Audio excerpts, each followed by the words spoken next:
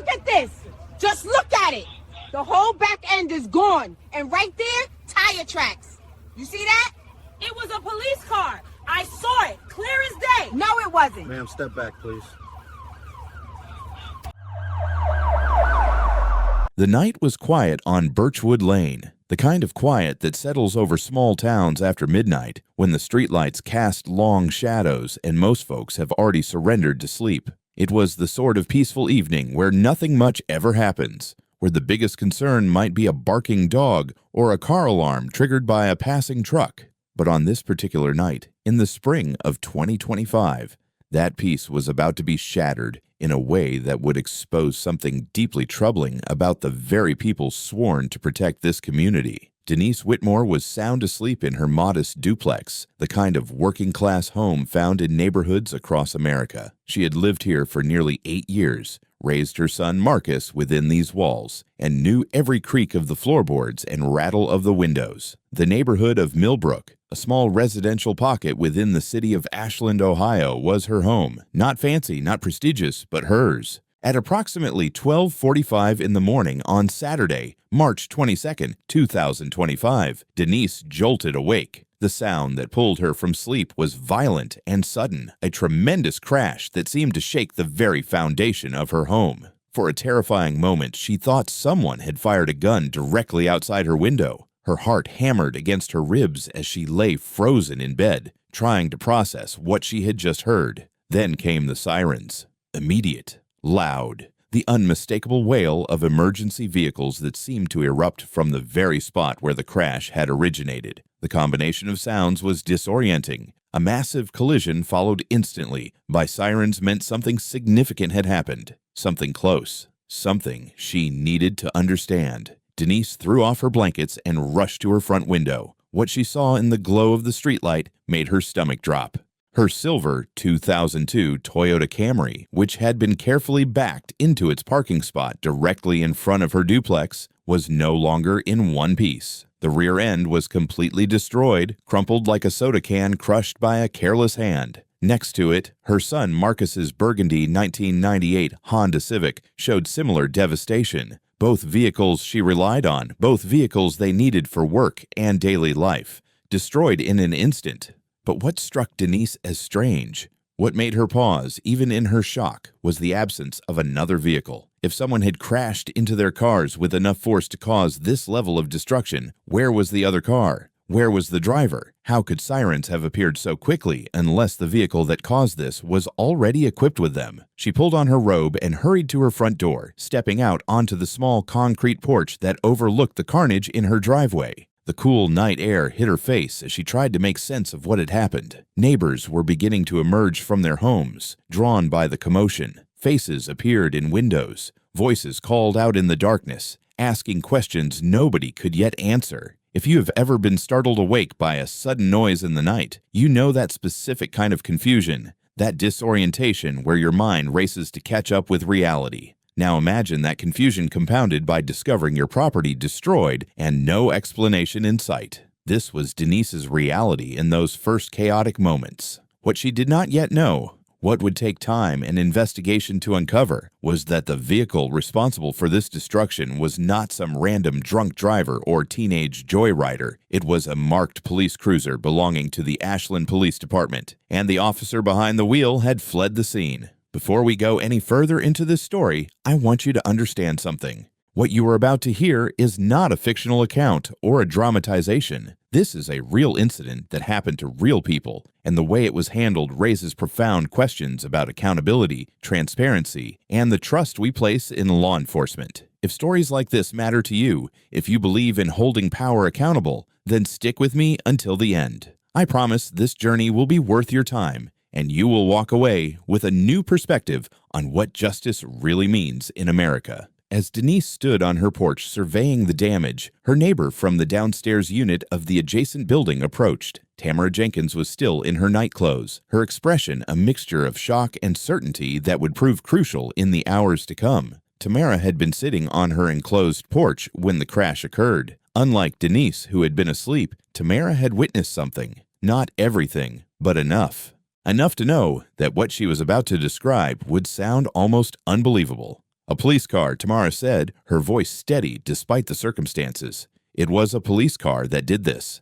I saw it pulling away. It had the markings on the side. The lights were on when it drove off. Denise stared at her neighbor, trying to process this information. A police car. That made no sense. Why would a police car crash into their vehicles and then flee? Surely there had to be some mistake, some misunderstanding. Perhaps Tamara had seen a vehicle that merely resembled a police cruiser. Perhaps in the darkness and confusion, her eyes had played tricks on her. But Tamara was insistent. She described what she had seen with the confidence of someone who knew exactly what she was talking about. A gray car with official police markings on the side, the word Ashland clearly visible. The vehicle struggling to extract itself from the collision before finally maneuvering away. Its front end visibly damaged, parts hanging loose and scraping against the pavement as it fled. Other neighbors began to corroborate pieces of the story. They had heard the crash. They had heard the immediate sirens. Some had glimpsed a vehicle departing the scene with emergency lights activated. The picture that was forming was one that nobody wanted to believe, but the evidence was becoming difficult to dismiss. Denise did what any reasonable person would do in this situation. She called 911 and reported the hit and run. She explained that her vehicles had been destroyed, that witnesses claimed the responsible vehicle was a marked police cruiser, and that she needed officers to respond to the scene. The dispatcher assured her that help was on the way. Think about that for a moment.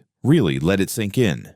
A citizen calls the police to report that a police vehicle has just destroyed her property and fled the scene. The same department that allegedly caused the damage is now being asked to investigate it. This is one of those situations where you have to wonder whether true objectivity is even possible. Can a police department fairly investigate itself? Can officers look at the evidence and reach conclusions that might implicate their colleagues? These are not hypothetical questions. They are at the heart of what happened next. Within about 20 minutes, 2 patrol officers from the Ashland Police Department arrived at Birchwood Lane. Officer Christine Bellamy and her partner, Officer Vincent Torres, stepped out of their cruiser and approached the scene of destruction. The damage was immediately apparent even in the dim streetlight. 2 civilian vehicles with catastrophic rear-end damage, tire tracks leading across the lawn and driveway, debris scattered across the pavement, and a small storage shed at the edge of the property that had clearly been struck by something large and moving fast. Denise approached the officers, eager to provide information and get answers about what had happened to her property. Marcus had also emerged from the house by now,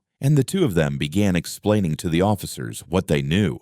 The tire tracks, Denise pointed out, gesturing toward the clear marks in the grass and dirt. You can see exactly where the car came in. It curved right into our vehicles, tried to back out, hit the shed, and then went that way. She was presenting physical evidence that seemed straightforward enough. The story the scene told matched what the witnesses had described. A vehicle had entered the driveway area at high speed, collided with the parked cars, attempted to leave, struck the shed in the process, and then fled down the street. Officer Bellamy's response, however, was not what Denise expected. "This was not from a police car," Bellamy said flatly, her tone leaving no room for discussion. "I can tell you that right now." The dismissal was immediate and absolute. No investigation, no gathering of evidence, no interviewing of witnesses, just a blanket denial that contradicted everything Denise and her neighbors were trying to tell her. Now put yourself in Denise's shoes for a moment. You have just had your property destroyed. You have witnesses who saw what happened. You are standing in front of physical evidence that clearly tells a story. And the person who is supposed to help you, the person whose job is to serve and protect, is telling you that none of that matters.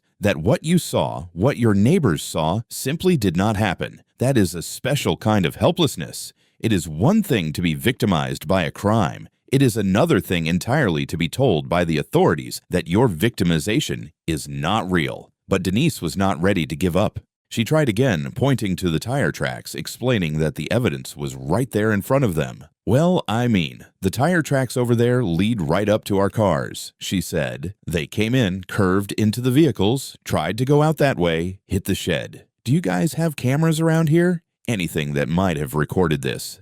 It was a reasonable question. Many neighborhoods have security cameras now. Perhaps some resident had footage that would confirm what the witnesses were saying. But Officer Bellamy seemed uninterested in pursuing this line of investigation.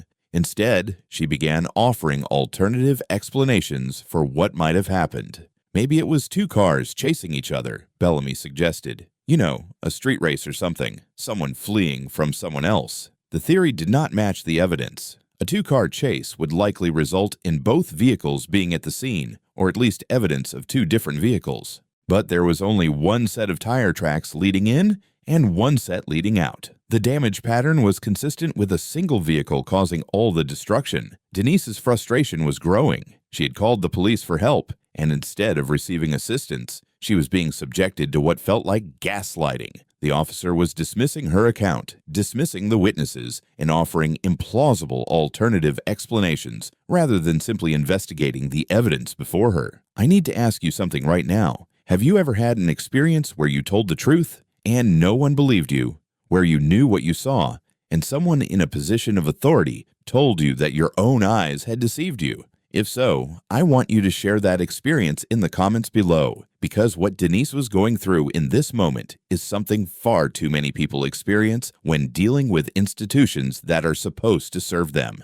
As Officer Bellamy continued her investigation, such as it was, another witness stepped forward. This was the moment that would prove most damning when the body camera footage eventually became public. Monique Harris lived in the white apartment building across from Denise's duplex. She had been on her porch, enjoying the quiet night air when the crash occurred. Unlike others who had only heard the collision, Monique had seen it. She had watched the entire thing unfold from her vantage point. "Did you guys see any of this?" Officer Bellamy asked the small group of neighbors who had gathered. "I saw him fleeing," Monique said clearly. "Okay," Bellamy responded, her tone skeptical. "What kind of car was it?" "A police car." The words hung in the air, clear, unambiguous. A direct eyewitness account from someone who had watched the events unfold in real time.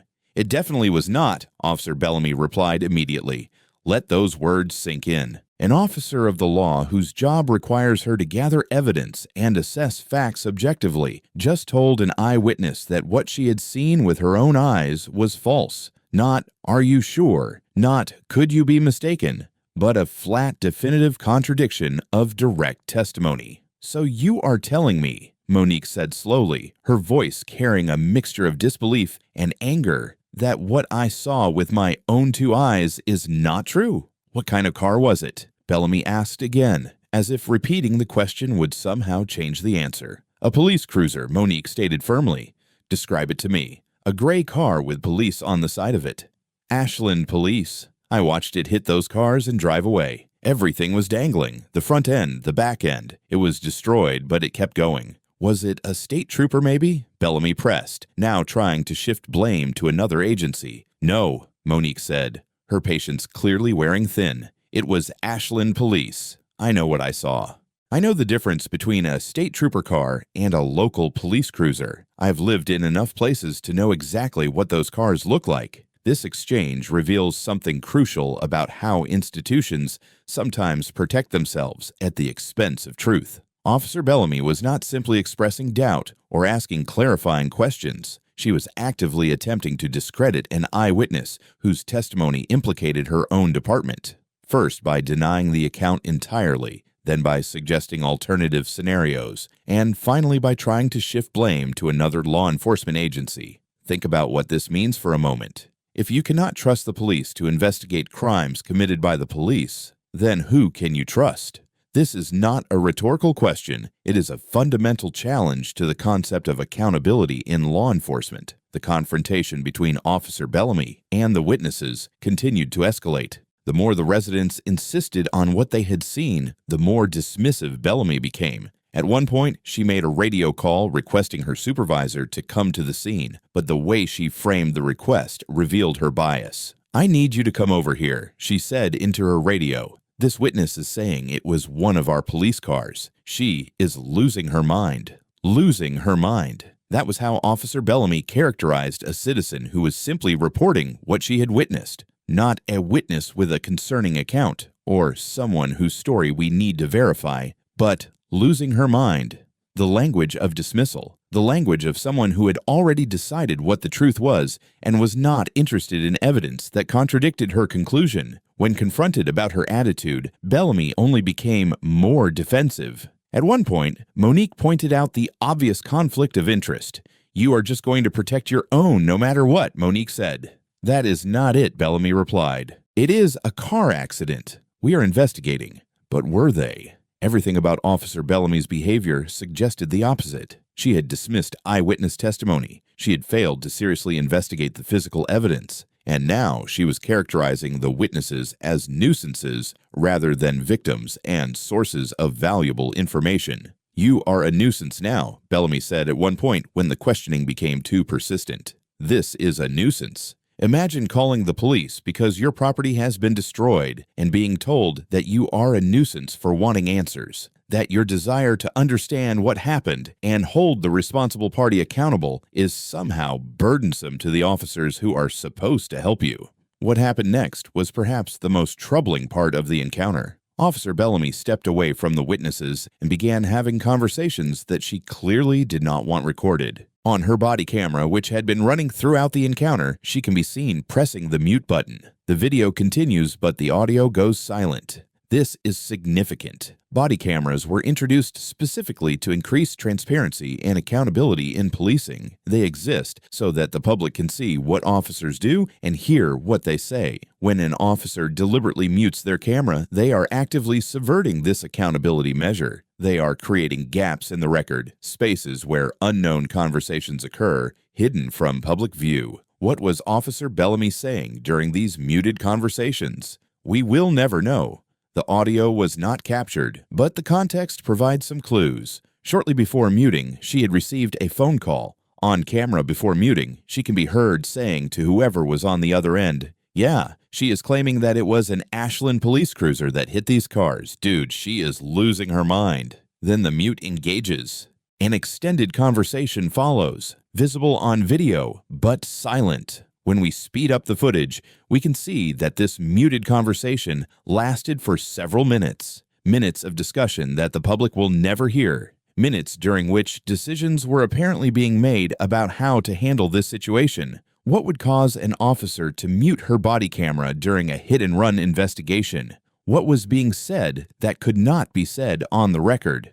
These questions matter because transparency is the foundation of public trust in law enforcement. And when that transparency is deliberately undermined, trust crumbles. Now let me tell you what was actually happening while Officer Bellamy was dismissing the witnesses and muting her body camera. Across town at a private residence, another scene was unfolding. Sergeant Daniel Mendez of the Ashland Police Department had made it home. His department-issued cruiser, the same vehicle that had just caused thousands of dollars in damage on Birchwood Lane, was parked in his driveway. The front end was destroyed. Heavy damage to the bumper, the hood, the fender. Parts were hanging loose. Fluids were leaking onto his driveway. Mendez had contacted his command staff after arriving home. He had informed them that he had been involved in an incident with his city vehicle, but he had not stayed at the scene. He had not checked on potential victims. He had not reported to the citizens whose property he had just destroyed that he was responsible. Instead, he had fled. What had Sergeant Mendez been doing before the crash? According to the investigation that would later unfold, he had been at a gathering with other officers, an off-duty get-together where alcohol was served, a cop party, as it would later be characterized, and Mendez had been drinking. Patrol supervisors who responded to Mendez's residence that night observed the extensive damage to the city vehicle. They arranged for it to be towed, but they also did something else. They transported Sergeant Mendez to Memorial Hospital for an occupational health screening. This is standard procedure when an officer is involved in a collision while driving a city vehicle. What was not standard, however, were the results of that screening.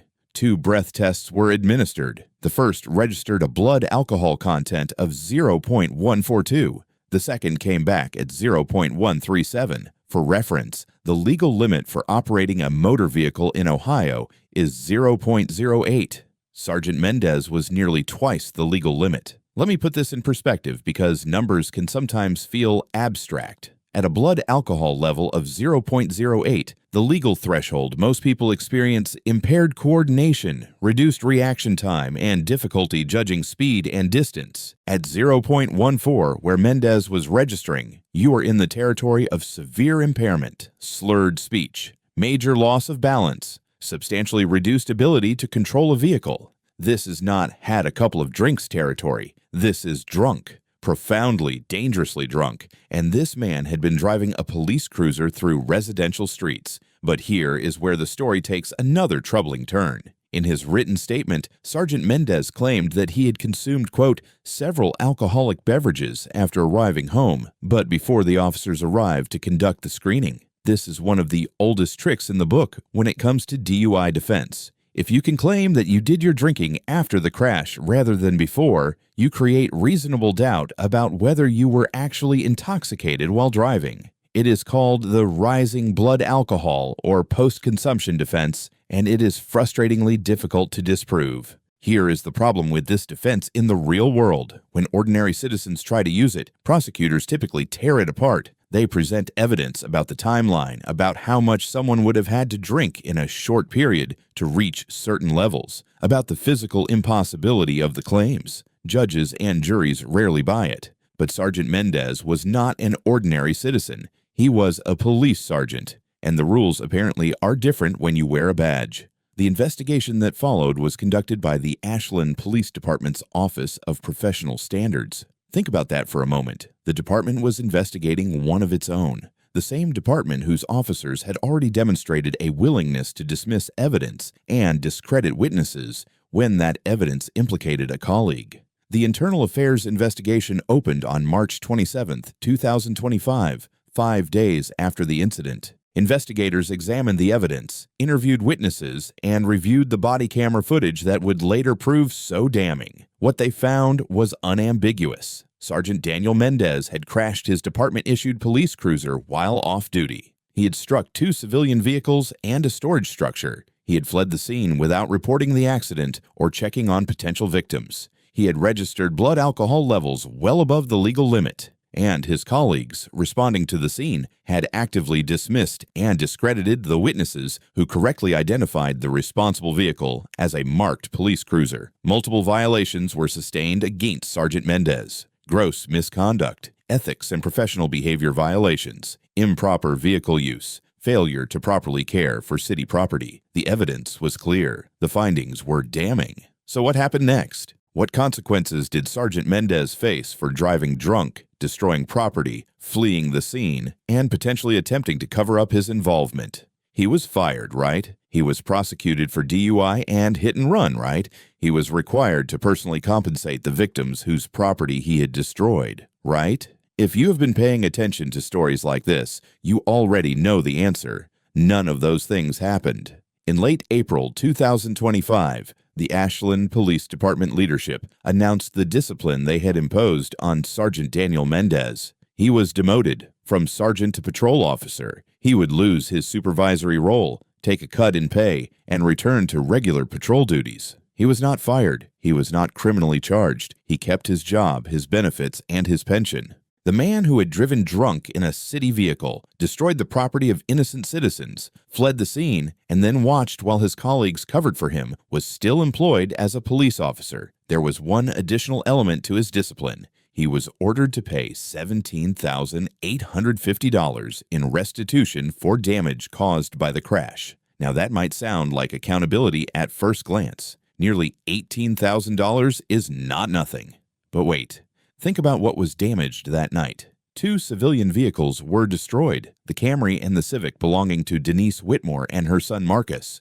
A storage shed was damaged, and the police cruiser itself sustained heavy front-end damage. Who was receiving that restitution? The language in the disciplinary report specified damage caused by the crash, but it did not specify who the recipients would be. Based on how these things typically work, it is likely that the city itself was the primary beneficiary, receiving compensation for the damage to its police cruiser. What about Denise and Marcus? What about their destroyed vehicles that they depended on for work, for transportation, for daily life? What compensation did they receive? Based on the available information, the answer appears to be nothing. The citizens whose property was destroyed by a drunk, off-duty police officer were left to deal with the consequences on their own. Perhaps they had insurance that covered some of the damage. Perhaps they did not. Either way, they were victimized twice. First by the officer who destroyed their property, and then by the system that failed to hold him accountable or make them whole. I want to pause here and ask you something. Does this seem like justice to you?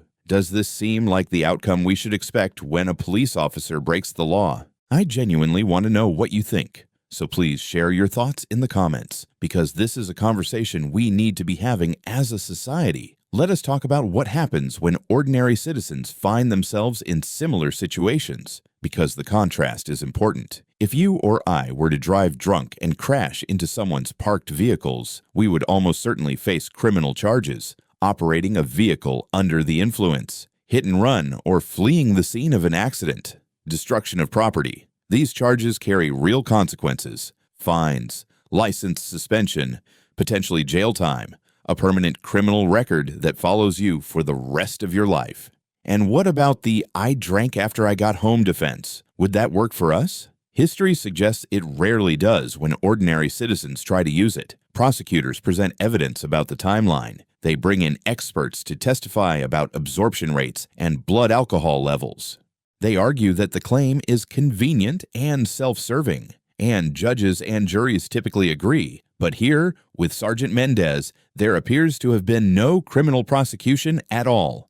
No DUI charges, no hit-and-run charges, despite blood alcohol readings of 0.142 and 0.137, despite the undisputed fact that he fled the scene without reporting the accident, despite the physical evidence and eyewitness testimony confirming exactly what happened. The message this sends is deeply troubling. It suggests that there are two systems of justice in America, one for those who wear badges, and one for everyone else. When you or I break the law, we face consequences. When police officers break the law, they get demoted and keep their jobs. This is not an isolated incident. Across the country, studies have shown that police officers are significantly less likely to face criminal prosecution when they break the law. When they are charged, they are more likely to have those charges reduced or dropped. When they are convicted, they typically receive lighter sentences than ordinary citizens would for identical offenses. The reasons for this disparity are complex. Prosecutors depend on police cooperation for their other cases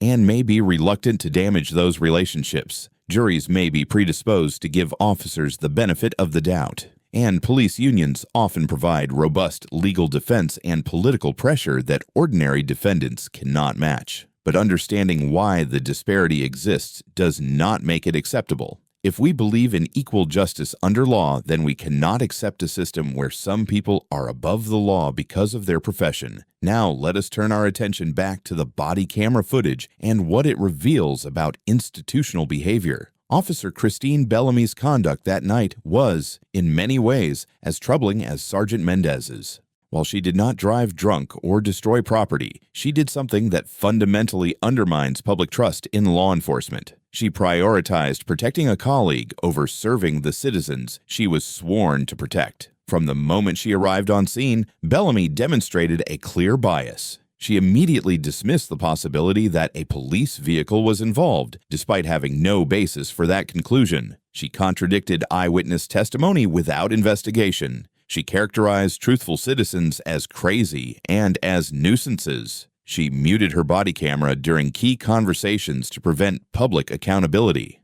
And she apparently participated in discussions aimed at covering up what had actually happened. What was Officer Bellamy's punishment for this conduct? As far as the public record shows, none. The internal investigation focused on Sergeant Mendez as the primary wrongdoer, but Bellamy's behavior, while less dramatic, was in some ways more insidious. Mendez made a terrible decision in a moment of impairment. Bellamy made a calculated choice, while sober and in uniform, to obstruct rather than investigate. This points to something systemic, the so-called blue wall of silence that academics and reformers have written about for decades. The tendency of police officers to protect their colleagues, even when those colleagues have done wrong. The institutional culture that treats protecting the department as more important than protecting the public. When Officer Bellamy arrived at Birchwood Lane, she had a choice. She could have approached the scene with an open mind, gathered the evidence, taken witness statements seriously, and followed where the facts led. That is what her training should have prepared her to do. That is what her oath of office required. Instead, she chose a different path. She decided before conducting any meaningful investigation that a police cruiser could not have been involved. And she spent the rest of the encounter trying to make the evidence fit that predetermined conclusion rather than adjusting her conclusion to fit the evidence. This is not policing. This is protection of institutional interests at the expense of citizens. Consider the psychological impact on the witnesses that night. Monique Harris stood on that street and told the truth about what she had seen. She was clear, consistent, and confident. And she was told repeatedly that she was wrong, that she was crazy, that her own eyes had deceived her. There is a term for this kind of behavior, gaslighting. It comes from an old movie where a husband manipulates his wife into questioning her own sanity by denying things she has clearly observed. When authority figures tell you that your direct experience is not real, it is a form of psychological manipulation. It is designed to make you doubt yourself, to make you compliant, to make you stop asking inconvenient questions. The witnesses on Birchwood Lane did not stop. They persisted despite the dismissals. They held their ground despite being called nuisances. And ultimately, they were proven right. But how many people in similar situations simply give up? How many accept the official story because challenging it seems futile? How many are successfully gaslit into abandoning their pursuit of truth? This is part of why institutional accountability matters so much, not just for the individual cases, but for the message it sends. When officers face real consequences for misconduct, it encourages citizens to speak up. When officers are protected despite clear wrongdoing, it teaches citizens that speaking up is pointless. What happened on Birchwood Lane that night in March 2025 was not just a hit and run, it was a demonstration of how institutional power can be wielded against the citizens that institutions are supposed to serve. A demonstration of how easily truth can be dismissed when it threatens the powerful. A demonstration of the work that remains to be done in building a justice system that truly treats everyone equally. The aftermath of this incident extended beyond the immediate parties involved. When news of what happened began to circulate in the community, it sparked conversations about trust, accountability, and reform. People who had had their own negative experiences with the Ashland Police Department found validation in the body camera footage. Others who had trusted the department implicitly began to question that trust. This is how accountability works when it happens. Individual incidents become catalysts for broader examination. People start asking questions they had not asked before. Demands for reform that had seemed radical begin to seem reasonable. But accountability only works when there is actual accountability. When wrongdoers face real consequences. When systems change to prevent future abuses. When victims are made whole. In this case, the accountability was partial at best. Sergeant Mendez lost his rank but kept his job. He was ordered to pay restitution, but apparently not to the citizens he harmed. Officer Bellamy faced no public consequences for her role in the cover-up attempt. The department acknowledged problems, but implemented no structural reforms that would prevent similar incidents in the future. This is what incomplete accountability looks like. It is better than nothing. It acknowledges that something wrong happened, but it falls far short of true justice. It leaves victims uncompensated. It leaves wrongdoers still in positions of power. It leaves systems essentially unchanged. And it leaves the public wondering if this is what happens when an incident is caught on body camera, when witnesses are persistent, when the facts are undeniable. What happens in cases where the evidence is less clear? What happens when there are no witnesses, no cameras, no one to contradict the official story? The answer, of course, is that we do not know. That is the whole point. The cases we hear about are the ones where the evidence was too clear to suppress. For every case like this, there are likely many others where the cover-up succeeded, where witnesses were successfully intimidated or discredited, where evidence was lost or destroyed, where the official story became the only story. This is why transparency measures like body cameras are so important. Not because they are perfect. As Officer Bellamy demonstrated, they can be manipulated, but because they make cover-ups harder. They create records that can be reviewed, analyzed, and used to hold officers accountable. Even when officers mute the audio, the video continues. Even when they think they are not being watched, they are creating a record of their behavior. The challenge is ensuring that these records are actually used for accountability, that when body camera footage shows misconduct, there are consequences, that when officers manipulate their cameras to hide information, they are disciplined, that the purpose of transparency is actually served rather than undermined. As we approach the conclusion of this story, I want to reflect on what it tells us about justice in America. We have a system that loudly proclaims equal justice under law. Those words are inscribed on the Supreme Court building. They are taught in every civics class. They are invoked in every 4th of July speech about American values. But then we have cases like this, where a police sergeant drives drunk, destroys property, and flees the scene, where his colleagues arrive and immediately begin discrediting the witnesses, where a citizen's truthful account is dismissed as crazy, where body cameras are muted to hide conversations, and where, at the end of it all, the officer keeps his job while the victims receive nothing. These two realities cannot both be true. Either we have equal justice under law, or we have a system where some people are above the law. The evidence in case after case suggests the latter. This is not about being anti-police. This is about being pro-accountability, about believing that the principles we claim to uphold should actually be upheld, about recognizing that when some people are allowed to break the law with impunity, it undermines the rule of law for everyone. Police officers have difficult jobs. They face dangerous situations.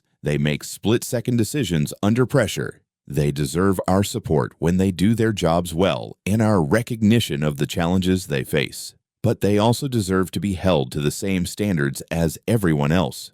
Actually, given the power they wield and the trust placed in them, they should arguably be held to higher standards. The badge should not be a shield against accountability. It should be a reminder of the responsibility that comes with authority. What can be done? What reforms might prevent incidents like this in the future? Some advocate for independent oversight of police departments, taking investigations out of the hands of colleagues who have obvious conflicts of interest. Others push for civilian review boards with real power to impose discipline. Some call for mandatory prosecution of officers who break the law, removing the discretion that allows misconduct to go uncharged. Others focus on transparency, demanding that body camera footage be released promptly and that officers who tamper with recordings face serious consequences. There are no easy answers. Police reform is a complex challenge that has resisted simple solutions for generations, but the difficulty of the problem does not excuse inaction.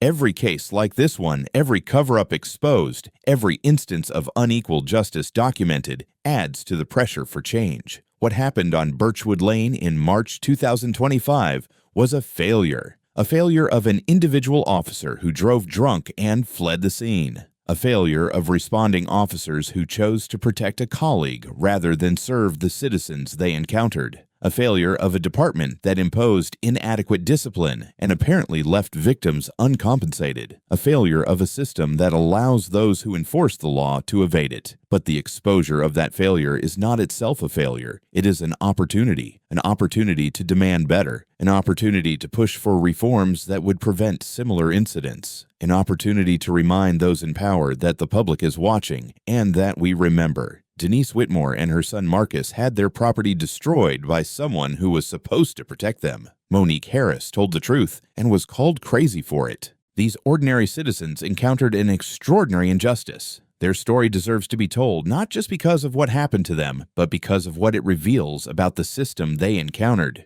If you have made it this far, I want to thank you for your attention. Stories like this one matter because they illuminate truths that powerful institutions would prefer to keep hidden. They matter because they give voice to victims who might otherwise be ignored. They matter because change requires awareness, and awareness requires information. In the end, the question is simple. Do we accept a society where some people are above the law, or do we demand something better? The answer we give, through our votes, our activism, our willingness to speak up, will determine what kind of justice system our children inherit. Denise Whitmore asked a simple question that night. She wanted to know who destroyed her property and what was going to be done about it. She deserved an honest answer. She deserved an impartial investigation. She deserved justice. What she got instead was a lesson in how power protects itself, a lesson none of us should have to learn, a lesson that hopefully we can work together to unlearn. Because without accountability, without transparency, without equal application of the law, we do not have justice. We have only the appearance of justice, a stage set where the powerful play their roles while ordinary citizens bear the consequences. And that is not good enough. Not for Denise, not for Monique, not for any of us.